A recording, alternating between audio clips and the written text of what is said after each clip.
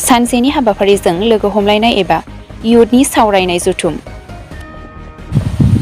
उदालगुरि जिल्ला नोगोरारि मावखुलियाव सानसेनि हाबाफारिजों भैरबकुन्द समष्टि इउपिपिएल युथनि लोगो हमलायनाय सावराय जथुम खुंफुंबाय। लाइमोन युथनि जौगानाया माबोरै खामानि मावलांगोन बेनि सायाव बिथा खालामनानै मेहेरगोनां सावरायनाया जोबनानै थाङो। इएम निलुत सर्गियारिनि बेखेवनानै होनाय हाबाफारियाव उदालगुरि जिल्ला इउपिपिएलनि नेहाथारि रथेन्द्र दैमारि, आफादगिरि रबिन्द्र सर्गयारि आरो गोबां दैदेनगिरि बिथांमोनाबो बाहागो लानायखौ नुनो मोनो। लोगोसे गोबां युथनि सोद्रोमा बिथांमोना बाहागो लानानै हाबाफारिखौ जाफुंसारहोयो। खोब साक्सेस होनना बुंनांगोन। जों जाय मिशनखौ लानानै खामानि मावबाय थादों बेयो जाबाय जोङो 40टा समष्टियाव सेन्ट्रेल कमिटि युथ उइंआ 40टा समष्टियाव 40टा समष्टियावनो 100 युथ्सफोरखौ लानानै जोंहा मोनसे सावरायलायनाय बा 100 युथ इन्टारेक्शन होननाय मोनसे प्रग्राम, जाय प्रग्रामनि गेजेरजों जोंनि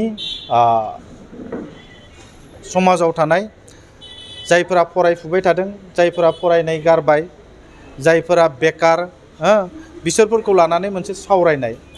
जोङो मोनसे मोजां फिडबेक मोनदों। जोंनि ओनसोलाव थानाय जाय युथफोर बिथांमोना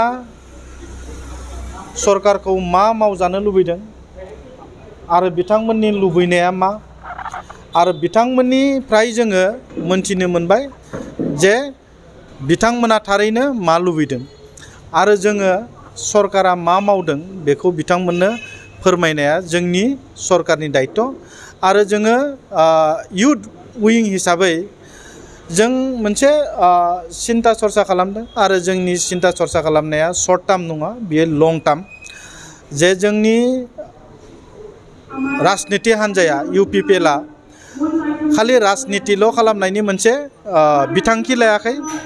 फैबाय थानाय जोंनि जेनेरेसन, बे जेनेरेसनखौ मोनसे मोजां डाइरेक्सन होनाय।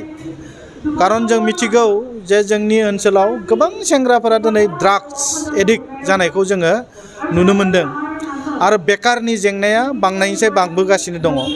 बे युथफोरखौ जों बहा एबजर्ब खालामनो हायो, बबे लामाथिं जोङो बा बहा जोङो बेस्थ' खालामनो हायो, बिनि मोनसे जोङो फर्मुला दिहुनदों। आरो बेखायनो दिनै जोंनि मानिजाथाव चिफ प्रमद बर'आ गोबां मोनसे मिशन बानायदों, जेरै पिक मिशन, हेन्डलुम मिशन, गटारि मिशन, बेबायदि गोबां मिशननि गेजेरजों बे सेंग्राफोरखौ जोङो जायफोरा ड्रप आउट जाबाय बिसोरखौ जोङो ट्रेनिं होनायनि बेबस्था। दाबो जोङो दिनै मा होनना बुङो, माने पिक मिशननि नेदारलेण्डनिफ्राय सासे एक्सपार्ट फैनानै दायो ट्रेनिं जागासिनो दङ। बाहाय जों बुंदों जे जाय सेंग्राफोरा अमा फिसिनो गोसो बिथांमोना ट्रेनिं लानांगोन। ट्रेनिं लानानै बिथांमोना सार्टिफिकेट मोनगोन। सार्टिफिकेट मोनखांनायनि उनाव सरकारा बिथांमोननो एककालीन मोनसे अनसुंथाइ होगोन आरो बे एककालीन अनसुंथाइनि गेजेरजों बिथांमोना थांनानै थानायनि राहा, बे राहाखौ लागोन। आरो जोंनि टारगेटआ बेनो जे जोंनि ओनसोलाव थानाय बेकार जेंनाखौ जोङो माबायदि फोजोबनो हायो आरो जोंनि ओनसोलाव ड्राग्स जिथु एडिक्टेड बेखौ जों माबोरै खमायलांनो हायो, बेफोरखौ जोङो नायबिजिरदों आरो जोङो बेफोरखौ फोजोबनायनि मोनसे मिशन लादों।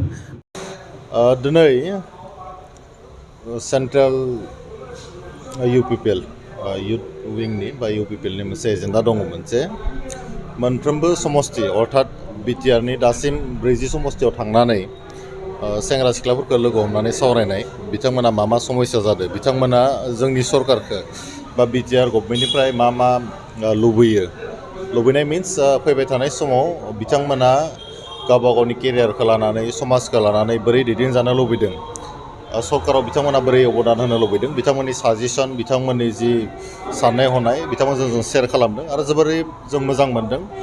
गुबुन गुबुन हारि माहारिनि सेंग्रा सिख्लाफोरा ज' फैनानै जोंजों सावरायदों, बिथांमोननि सुखु दुखुनि बाथ्रा जोंनो फोरमायदों आरो बिथांमोना मानाव गेदेर प्रमद बर' बिथांनि दैदेननाय जि सरकार बेखौ जोबोद बाख्नायदों आरो फैबाय थानाय समाव दा जेरैबायदि खामानि मावगासिनो दङ बेनिख्रुइ साबसिन खामानि मावगोनखौ बिथांमोना आसा खालामदों। दा बे हिसाबैनो जोङो दिनै बे उदालगुरि जिल्लायाव फैदों भैरबकुन्द ब्लकआव बेवहाय जोबोद मोजाङै जोंनि माखासे गोनांथार बाथ्रा जों बिथांमोनजों सावरायदों आरो बिथांमोना मोनसे बाथ्राखौ बुंदों जे बेफोरबायदि स्पेस सिगां समफोराव बिथांमोना मोनाखैमोन हाग्रामा महिलानि समाव सेंग्रा सिख्लाफोरा गावसोरनि गोसोनि साननायखौ फोरमायनो खाबु मोनाखैमोन सरकारजों थोंजोङै इन्टारेक्सन खालामनो खाबु मोनाखैमोन बेनि थाखायबो बिथांमोना जोंनो साबायखर होदों